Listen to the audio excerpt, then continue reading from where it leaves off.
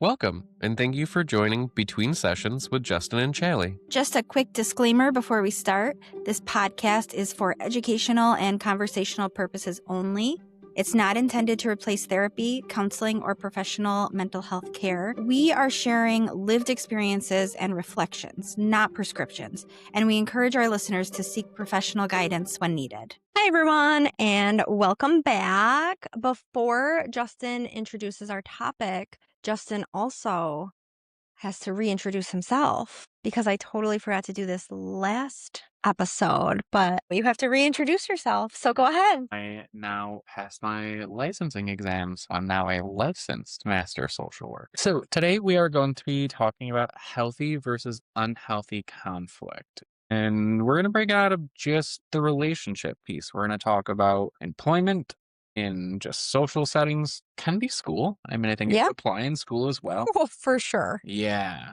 But so being able to look at healthy versus unhealthy conflict. So before we go too far into that, what does healthy versus unhealthy conflict mean? So I feel like when people hear conflict, it's always with a negative connotation, but people are going to have conflicting views and opinions and ideas. So all conflict is not bad. It's okay to have some healthy conflict and disagreements. The difference, at least in my head, for me, the difference is healthy conflict is you're looking for a solution.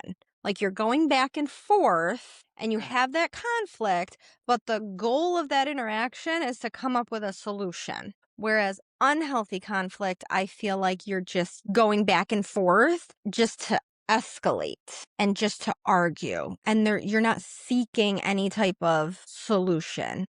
Okay. I think my brain goes to first, like relationships. Like I know there are people that just enjoy the argument piece of Mhm. it. Um, and will sometimes pick fights. And that can get really exhausting. I'm sure that happens in other areas too. So is that kind of what you're talking about of like just kind of arguing to argue just to whether it be prove a point or to make someone feel bad? Yeah. Yeah. It sounds awful, but you're right. Like some people like to argue just to have that conflict. Yeah. So thinking about some examples of healthy conflict would be trying to find a solution, maybe finding some sort of compromise, having the desire to move forward and make some change. Because just like you said, I mean, instantly when we first talked about this, I went to like, oh, conflict is icky. It's negative. We don't want conflict. No, if we all agreed on everything all the time, we'd have a really boring world. And we wouldn't have innovation. We wouldn't move forward. It's We true. wouldn't make progress. Conflict is not bad. It's how we go about it, I think, is a big piece of it. Yeah. Also, the language we use, Oh, yes. because that can turn someone's defenses on instantly if we are coming at them rather than working with them. Okay. Can you think of any example of in any area of like a healthy conflict? So something that my husband and I sometimes conflict on is like discipline. Yeah. I don't want to say both of our kids because, one of them's a baby. But when it comes to our 8-year-old, discipline, when he does something wrong, sometimes like I think it should be one way where I'm like, maybe just give him the benefit of the doubt. I'm a softie. I really am. So I'm more so like, oh, we don't have to be that harsh. And my husband is very like stern and rules are important and we're going to, drill it into him and we're taking everything and grounding him. And so I think that we conflict on sometimes. I think that I appreciate you taking that angle because, yes, it is a relationship piece, but it's also bringing in the parenting. So it's like an external thing that is essentially like your 8-year-old's behavior is outside of your control. As much as we'd love to control every piece of it, they're still going to do what they want to do. So that's where, kind of modeling that conflict can be so important in the way that it's then going to be perceived. What are some ways that you think you do that well? I know what's coming next. Okay, some ways we do it well. We talk in a, acceptable tone.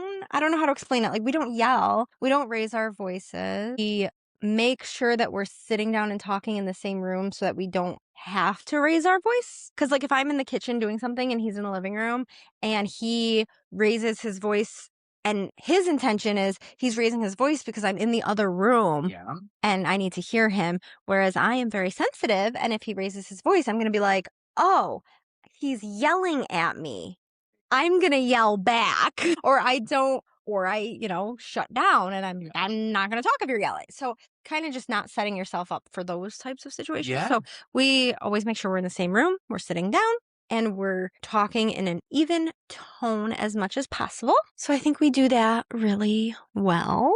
I know you've talked about this in other episodes, so I want to ask, like, what are some ways that you think you've been able to improve that, even if it's just personally or together, that communication on the parenting piece? Definitely the tone thing. Yeah. Because we are both very passionate about, Mhm. raising our children.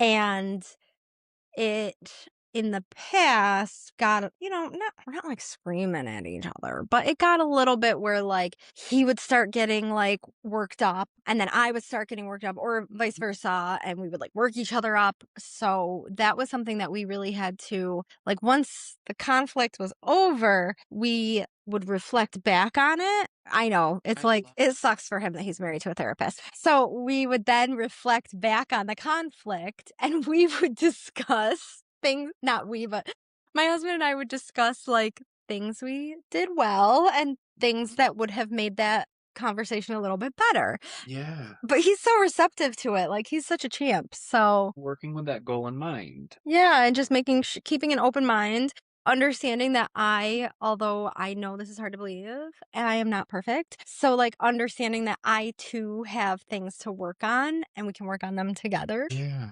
Something that I had heard you say before also was like letting that person in. Like, this Yes. is, okay, well, I made the choice to marry you. I've made the choice, we've made the choice that you're going to be in our life type of thing.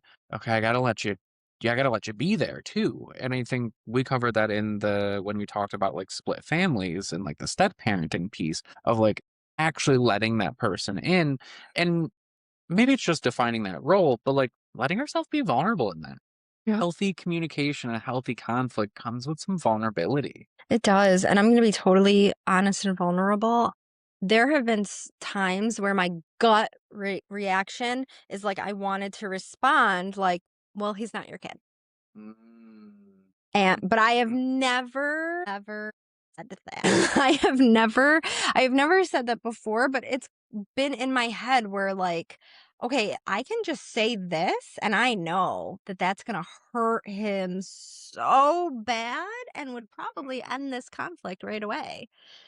But is it healthy? No. And is it true? Not really. Like, that is his kid. Like, he has Yeah. taken claim of this kid. So, fighting those urges to, okay, I know this man and I know what I can say to hurt him and end this conversation right now and get my way. But that's obviously not healthy. Making that choice not to. I remember we had talked about like not going below the belt. Like not Yeah. saying those just hurtful things to be hurtful. Mm. That's a part of healthy conflict. Yeah, I know that I could say this one thing, conflict would end, you'd walk away, we'd both be mad, nothing would get resolved, but I'd feel better in the moment. And In he the could moment. very easily say stuff to me Yeah. because I haven't been very successful with like disciplining him because I'm a big softie and I usually give in. And that would be like the something that I am self-conscious about that he could kind of throw at me where that would probably make me shut down and be like, that would really hurt my feelings. Yeah. So we don't use that ammunition because it's just not well, it's not healthy. It's just not nice. No.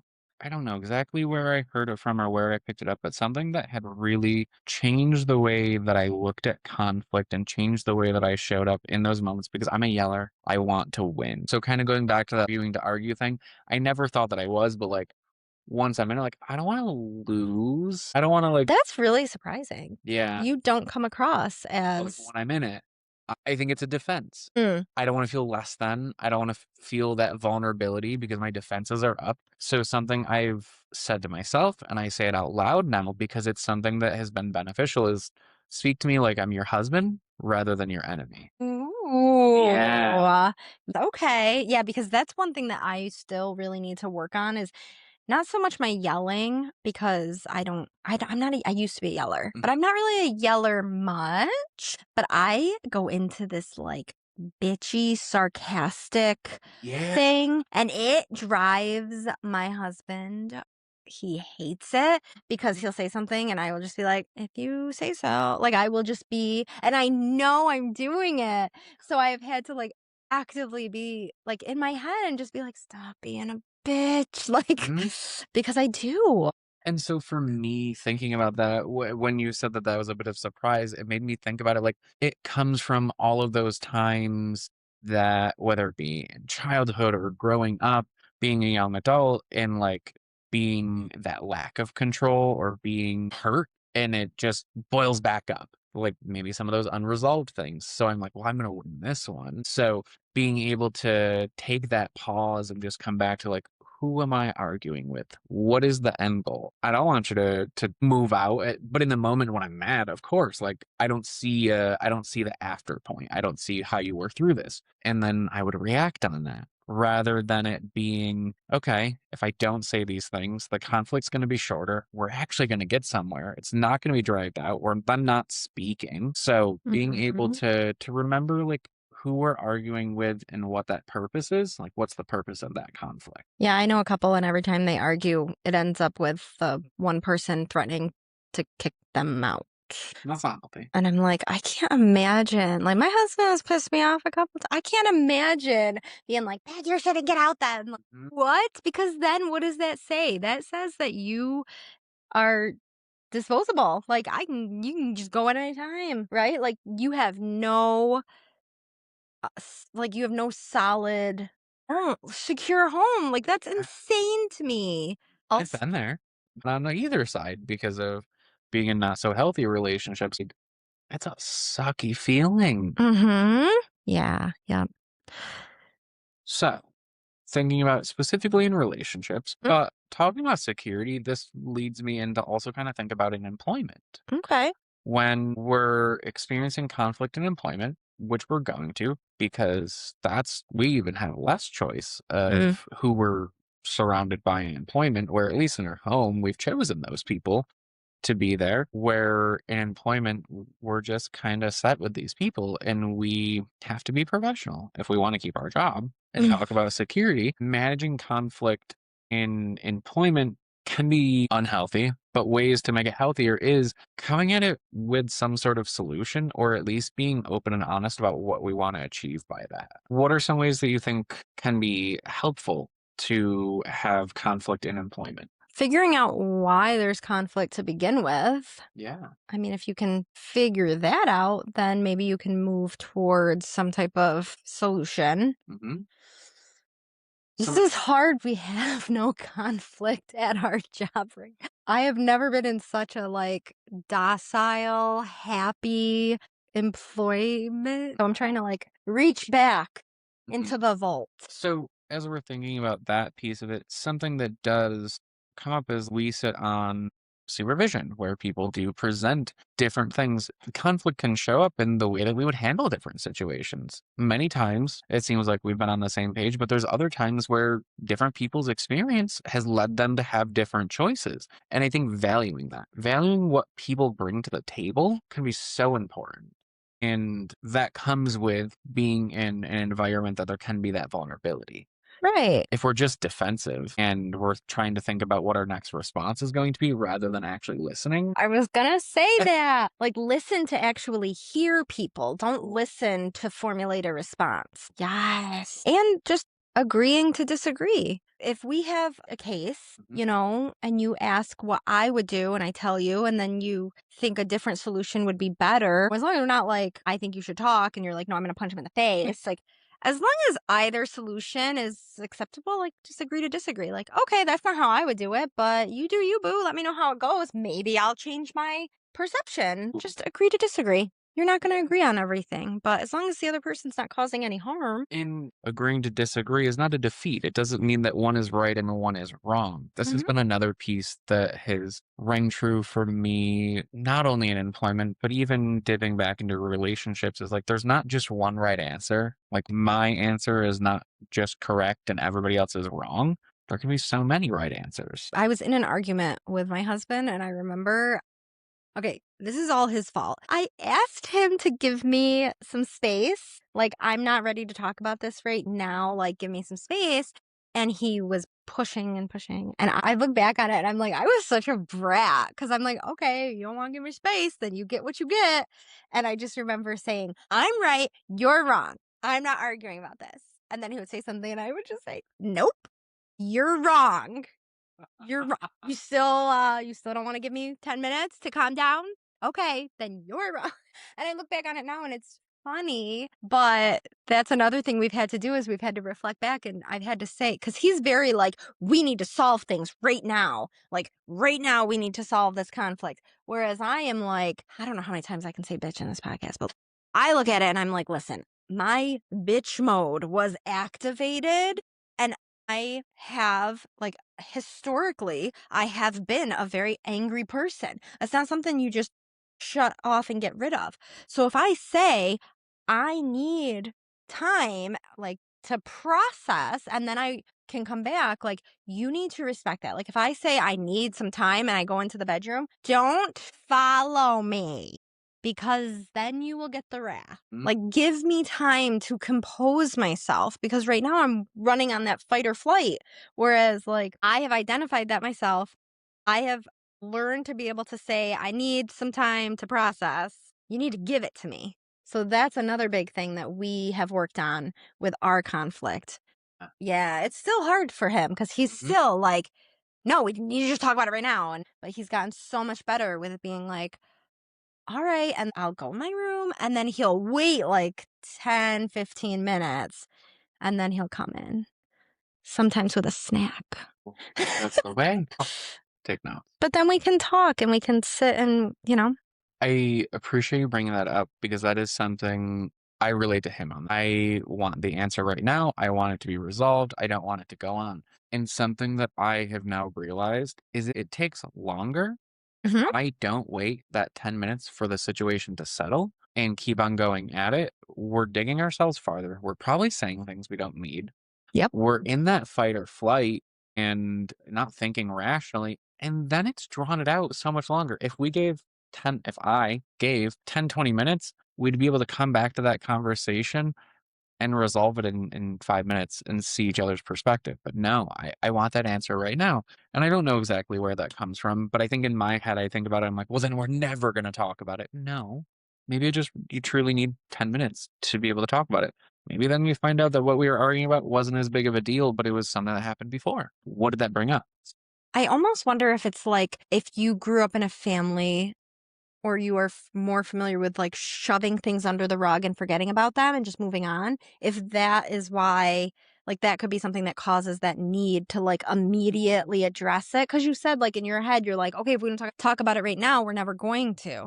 And now it's like, I'm thinking about it and I'm like, I wonder if it has to do with how you were brought up and how your family resolves problems. Because if you just didn't talk about it and shoved it under the rug and it just never got brought up again, then yeah, you're going to have that desire of like, no, we need to talk about it right now because otherwise my brain knows from the past that it will never be brought up again and it's going to just be there. Think about our gaslighting episode too, of if it's not resolved right now, there's the chance that then your perception gets discounted. So if we don't deal with it right now when it's fresh, the story might change. Ooh, yeah. I didn't Okay. I didn't think about that, but yeah. Worrying that you might be gaslit if you let it go. Mhm. This is so interesting. Okay. So being able to take that time is so healthy. And it does not have to be 2 days or 2 weeks and come back to something. Many times it can be 10, 15 minutes. Have that break and actually utilize that break and potentially reflect on what was going on. And then you're going to get so much farther than just screaming and yelling or it heating up and getting worse. And then we're not resolving anything. The lived experience with that has really been able to show me the benefit of that, where I didn't think there was a benefit in that before. Another thing that I think about when my husband and I are having conversations that are a little like conflicty is, I have my son in the house usually, and I always think to myself, like, okay, he's in his room because we don't have these conversations in front of him if we can help it. If Mhm. we do, we do. That's another thing I like about having healthy conflict Mhm. is showing what it looks Yeah. like. And so I think to myself, my ninja son, if he were to come out of his room and like walk down the hall, is this something that would potentially like traumatize him to overhear? Are we like yelling at each other and insulting each other and threatening to kick each other out? Is it toxic where if my kid heard it, it would have an impact on him? Or is it just we're just having a healthy discussion and we have two different views and we're coming up with a solution? And would I be okay with my son modeling my behavior, I guess? I love that. Mm-hmm. And I know we went from the employment piece, conflict and employment, back to family. And I think it's because these skills that we develop work in so many different areas. Thinking about that in employment, if we are just responding to respond, then we're not hearing other people's point of view. We're not able to actually gain something from the conversation. Something that makes me think about it is what if we have, and maybe we are, I know I've probably been in this role at times, like, what if we're just complaining to complain? And so, what do you think we can do in that sense? Okay, so just so I can understand what you're asking. If I'm in my office and you come in every chance you can, every time my door's open, and you just sit down and just complain about stuff, what would I do? What would you do? Okay. Because also, I want to point out that we are both therapists. Our jobs are very emotionally demanding, and it's nice that we have each other to vent to. But you need to be able to advocate for your own mental health and sanity. So I guess this can go two ways. So you and I are friends and coworkers, right? So I feel very comfortable saying to you, well, first of all, my favorite question is, are you looking for a solution or are you looking to vent? Because I don't know how awful this is going to sound. If you're looking for a solution, I'm going to be like actively listening to what you have going on. Like, I'm going to be using all of my energy that I can to listen to you to help you come up with a solution. If you're venting to vent, I might say, all right, hold on. Let me grab my yarn and crochet while you're doing this. It's It kind of gauging how much. I think that makes sense because if I'm just coming to vent because I've had something go on, I probably don't want a ton of input. I Mhm, kinda just need to have a sounding board, I need to get it out, mhm, right? Okay, if looking for a solution, I want you to be present. Okay, how do we solve this? exactly. Now, if you're coming to vent or if you're asking for advice or solutions on the same thing over and over again, I feel very comfortable now in my life and career to say I don't have the mental capacity to have this conversation right now. Yeah. But that's like an acquired skill. And I appreciate you kinda taking it that way because that's what I'm thinking. Yes, taken outside of maybe our specific situation, like, what if we're in a different workplace where we're kinda surrounded by that negativity and it starts to impact us? Maybe it starts to change our view on what we're doing. Maybe it changes what effort we're putting in because it's taking too much from us. And I'm sure some people can relate to that of, like, it just the environment being more draining than the actual tasks of the job. Yeah, I think just, especially in our field in general, just being very open about it. Like, even if it wasn't you, even if someone came in and I said, like, okay, are you looking for a solution or are you looking to vent? And if they're like, I just need to vent, I mean, usually I'm like, all right, whatever.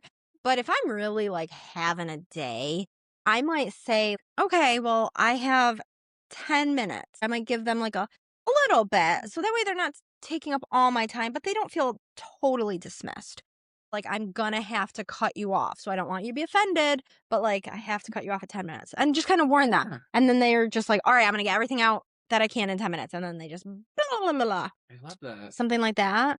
Or, I mean, if it was an all the time thing, I feel like I would be comfortable saying, like, I'm sorry. I just don't have, no, I'm not going to say I'm sorry because we apologize for things too much. But I might just say, like, I do not have the mental capacity for this. It's been a rough morning and I just really need to, like, be present with myself right now. And I think that comes with a level of confidence. Like thinking about that probably 5 years ago, maybe we wouldn't have been able to, and you just sit there, Hmm. "Oh my god, I Oh, I really need to do this." definitely wouldn't have been able to Yeah. because I would have been so worried, like, oh gosh, what if they don't like me? Now I have the viewpoint of like, if they are you giggling because I used the name? But now I look at it like, if they're gonna not like me because I am respecting what I can mentally handle that day, Ooh, I don't care. That's fine. You're not somebody that I'm gonna go out of my way to be friends with. Because a good friend, like if you tell them I just mentally I'm checked out. yeah, Like my best friend in the whole world, I would literally do anything for. But we have gone days without speaking. And then one of us will say, like, I'm sorry, I just had to mentally check out for a couple days. But yeah. and So advocating for our own needs. It's mhm. okay. Yes. And hopefully you're encouraging others to do that too. So, right, if you have somebody who's coming in and just venting all the time and you say to them, I don't have the mental capacity for this right now, they might be like, ooh, I like that. I'm going to use that. And then they might use it and then they might have less that they need to vent about. So it's a nice cycle. Yes, advocating for yourself and your own mental well being. And it's okay to do that. I can't say that enough because It is not selfish. No. It's okay. I've been in that position where I didn't do that. And I Mhm. know the toll and the drain that it took on me. And it was not healthy. Then I could not show up in any other area of my life. So being able to advocate, that's huge. Definitely. Can you think of any other areas of conflict that we kind of didn't cover? I mean, I'm sure there's more. I mean, thinking about like school or in other social relationships, we can utilize some of these skills. You can use them the same way in romantic relationships, friendships. So being able to be honest with ourselves too, and like what we can do, not doing it and white knuckling it and then showing up poorly just because we feel like we have to. And that can be in any of those relationships. Yes. Okay. So, thinking about ways that we can have better communication, a resource that I've always used is like the fair fighting rules. And I think we went over some of these in more depth throughout the conversation. But going over is asking yourself why you feel upset. So, like, actually identifying the root of what we have going on. So, is it really because they left the mustard on the counter, or is it because we feel like we're doing more in the house and it's that straw that broke the camel's back, like that last thing that just pushes us over the edge? Discussing one topic at a time. Why do you think that's important? Oh my gosh, because I can spiral. Like I have if I don't really concentrate on a conflict, I can go off into left. I can complain about stuff that happened months ago. And I didn't even know I was holding it in. And then all of a sudden it all comes out. So Building those emotions on top of it, probably getting more frustrated, more heated. Something that I've utilized in that one specifically is with like writing something down. Like these are the things that I want to cover in this conversation. mm, This is what I want to do because I agree. I'm someone that I'm going from, okay, this is what we started with, and then I'm way over here 3 years ago that you left this out, and how could you do that? No, it's not relevant. There has to be Reese a time and a place. Yes. Recently, my husband was going to, we always like discuss how we're going to address our son before we address it. So Mhm. we discussed it, and he was going to talk to him about something that he had done in school that day that he had gotten in trouble for. So Mhm. that was what we agreed on.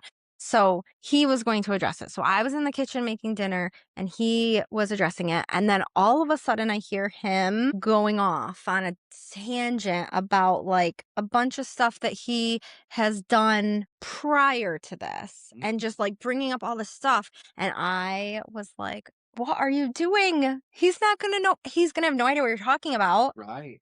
And so, yeah, after that, like, and my son was so upset. So he like went in the other room and I was like, what was that? Like, not only did we both agree that this one topic was what was being discussed, but you just went off on a tangent and brought up stuff from forever ago. We didn't discuss this. And, I have the world's most wonderful husband. So he actually brought my son back out and apologized. And he was like, I'm so sorry. I guess this was like bothering me more than I knew it was. And he really he addressed it and apologized. And it was really great. And it was a good thing for my son to experience too. But in the moment, I was like, I'm going to kill him. Oh my God. Like I'm cooking eggs and I'm like, do I throw one at his head? Like, what do I do? That would be an unhealthy conflict. So, but unhealthy, you can fix it. He apologized. He said like that was not okay that I brought all that other stuff into this. Like I apologize. Mhm. So happy ending. I think a fear that so many parents have with that is that, oh, they're not going to take me seriously, or they're, oh, I messed this up. Now I got to double down and drive it home. Yep. There's a benefit in being vulnerable and be like, I actually got off topic. That's not really what I meant. And this is what we really have to focus on. It shows that you're human. It shows that like you can make mistakes and we can recover from that. And your kids model your behavior. They really do. Not all the time. I'm not modeling for my 8-year-old how to get in trouble in school, but like they model your behavior. So I have noticed that when I say things like, one example I have is I said something and it came out like more sarcastic than I meant it to. And I said to my son, I'm like, I'm sorry. I don't know why that came out in that tone. I did not mean it for it to come out and sound like disrespectful. Yeah.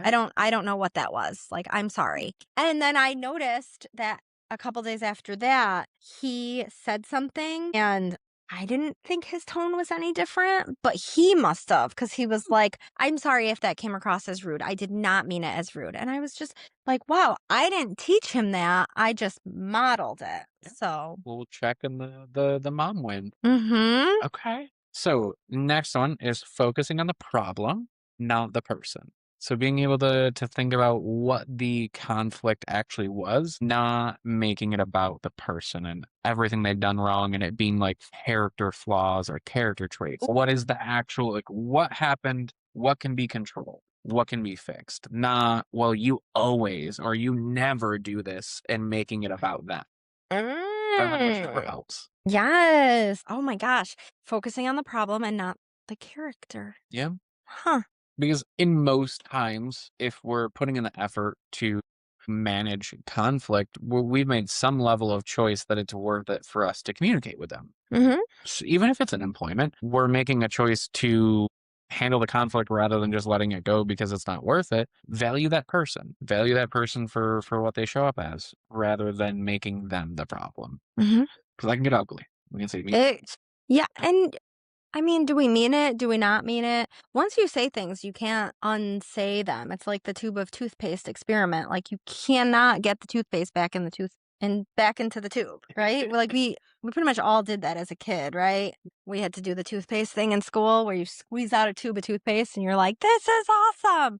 And then they're like, "Okay, put the toothpaste back in now." And you're like, "That's because you can't unsay. You can apologize, you can say you didn't mean it, but once it's out there, it's out there." right. Express your feelings with I statements. So this is where we can really be mindful not to put someone on the defense. So we can say, I feel this way when you do this because rather than saying you make me feel this way instantly. If we're being blamed for something, I Ooh. put it right.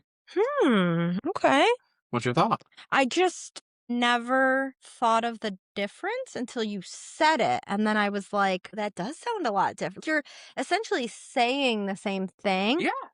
but one of them sounds way more like attacking. Yes. Hmm.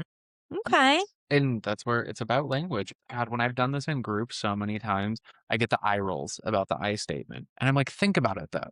Think about the fact when someone starts it with, well, you've done this and you were wrong and you did this bad. I imagine like a finger pointing. I'm instantly, well, no, I didn't. No, that's not true. That I didn't mean it that way. And we're defense. We're on the defense. Where if we're being a little bit vulnerable and like, I feel this way because you've done this, we can change something in that because we have control over our own emotions. We have control over the way we react. Mm. We react. I appreciate you being able to like notice it when you hear it out loud because thinking about it in our head, it doesn't. It doesn't. It's like, well, I'm saying the same thing. What does it matter how it comes out? Yeah, exactly. But when you say it, it's like, oh my gosh, those are two different things. Yeah. And get totally different responses. Totally different. Take turns speaking. So, like, respecting what someone has to say and not interrupting. I've literally set a timer to do this before because I have a lot to say. Hence why we do a podcast. So, actually taking turns and showing up for that person and allowing that person to get at what they need to, because if we've done all the talking in that conflict, they're not going to feel as though they were heard or they're valued. Plus, we're not going to be heard. Like, if we do all the talking, like, at some point, they're gonna check out. That's so true. Like, you can only listen to someone for so long without having any type of input, you you just know? tune out. Mhm.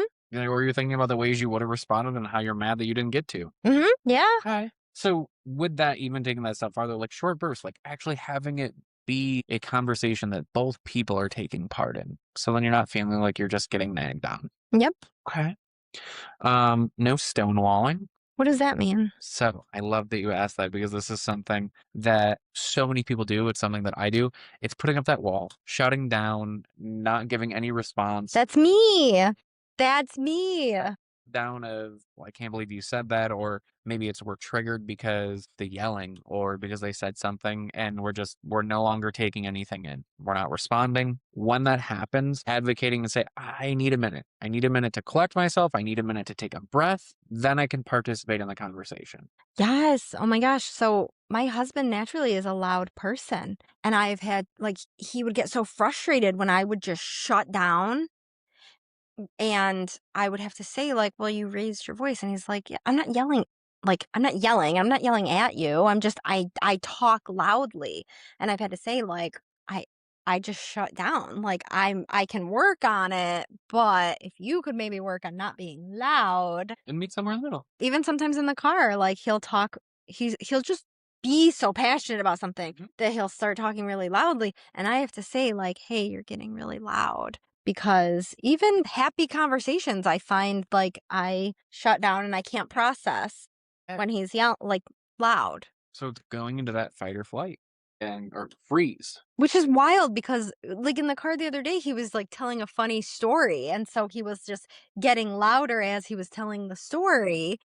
But I don't know, all of a sudden, I just couldn't process any more of what he was saying. And I was like, hey, you're kind of like yelling the story. Well, our brain doesn't know the difference because our brain isn't fully processing the words, it's processing the tone and the volume. Mhm. That's what we're picking up on. Just like it doesn't realize that we're anxious or stressed about something on social media or a cougar chasing us. It processes it the same and our body responds. It's just an email, brain. It's not a cougar chasing us. I just have to respond to an email. So the next one that kind of goes along with the stonewalling is no yelling. Because for so many people, that's what instantly puts up that wall. And we're not listening anymore. We're trying to think about how we're defending ourselves. So no yelling, no raising our voice, being receptive to if we start to get loud, that other person saying, hey, like, I can hear you when you're yelling. It's not coming in. I say that a lot with Yeah. with my kids that I work with. That. Yeah, I say that a lot when they are like getting loud or they're like screaming, because I've worked with some kids that have some big behaviors and emotions and stuff. And I think you've heard me say it, where I will just super calmly say, I want to know what you're saying, but I physically can't hear or understand you when you're yelling. So if you can lower the volume, I will be able to hear what you're saying. And I want to hear what you're saying.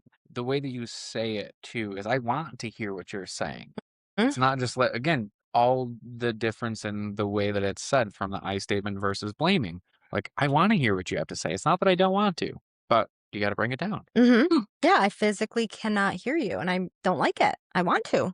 The next one being, we covered this of taking that time out if we need it, if things get too heated, if we've met our capacity, taking that break, taking that time out and agree on it. I was notorious for this. I'm getting vulnerable. I would just walk away and hope that that person was wondering what I was doing. And that's not fair. I need to take 10 minutes and then I'll be back. Or I can't talk about this anymore tonight. We'll talk about it in the morning. Not a big one for that. But sometimes it needs to. Like, sometimes we're just exhausted with what the conversation was and we need to take that break. But just saying, like, we're fine. Yeah. We're okay. I can't handle any more of this tonight. Mhm. Because I'm another one where I'm like, you know, the old saying, like, never go to bed mad. I don't necessarily, well, I have it tattooed on me, really? on my leg. Oh my God. Okay, well, agree to disagree. But But I agree with truly, when you think about it, like some things just, we can't get any farther with it tonight. mhm. We can't. But it doesn't mean that we're not good. Right. So yeah, no, if you're like screaming at each other and throwing stuff and then you just shut the door and lock it and go to bed, like that's what I think about when it's like, don't go to Yeah. bed angry. However, if you haven't concluded the conflict, but you're just like, we're good, we're okay, we still haven't come to an agreement, let's pick this back up tomorrow. That's now that I'm older, I think of it that way. Is like, it doesn't mean that everything has to be resolved and perfect. It just means like we got to know that we're in a good place. Yeah. Okay, very good. Be willing to compromise. It's hard when you're always right. But going into it, having both a healthy conflict, both parties are going to be a little bit dissatisfied, but it can't be one way completely or another. We got to have it be somewhere in the middle, like both giving up a little bit, both having some compromise. What's that face for? I don't know if I like totally agree that Okay. every single conflict has to have compromise. Because, like, my husband and I have had conflicts where he just truly simply did not understand. And so we've had, I can't think of like a specific off the top of my head, but we've had conversations where we didn't agree and we would argue. Okay. And then I would explain like, okay, these are my reasons for why I think the way I do. He would say, I didn't think of it like that. That does make sense. So like, you don't always have to compromise. Right. Like if the other person makes a really valid point, you don't have to be like, I still want my way a little bit. Like you can. Yeah, I think that makes sense. And I think where my brain goes with that is the compromise of being willing to share your perspective. Like, I'm not right because I said that I'm right and you're wrong. Giving that understanding, being a little bit vulnerable and being able to share why you think the way you do to help build that understanding. One of the things I just adore about my husband is he will listen to what I have to say and he will process it and he will adamantly admit that like I was right and that he messed up and he will try to fix it. That was so refreshing. Like in the beginning of our relationship, I think I told you like he I don't know, got out of work late and didn't let me know. And I was like ready for a fight. I was like, he's gonna come home and I'm gonna tell him, and then he's gonna argue with me and we're just gonna fight. And he got home and I was like, hey, you didn't tell me that you were working late today. What the heck? And he was like, you're right. I'm sorry. Like, this is a new relationship and I still have to like get into that mindset of like, I now have somebody that cares where I am and I have to let them know. And he's like, I'm really sorry. And I'll try to make sure it doesn't happen again. And I was just sitting there like, okay, well, I pretty much had that planned for the rest of the night. So you want to watch a movie or something? I don't know. Okay. So maybe then rephrasing a little bit more to be willing to compromise. So taking out that absolute of every conflict has to have a compromise, be willing to compromise. Yeah, I like that. I love that. And be willing to hear the other person out and be willing to change your view if it's not correct. Yeah. All right. Admitting you're wrong when you are. That's tough. I know, but So sometimes tough. we are. I've had to It's do okay. it. It sucks. All right. So Whew. long episode, but such a good episode to be able to talk about the ways that we can just communicate more healthy. Very important. If anybody has any suggestions of how they've been able to utilize some of these skills or skills that we've seen show up in our conflict, feel free to let us know. Yeah. Thanks everyone for tuning in, and we will see you next week. Thank you.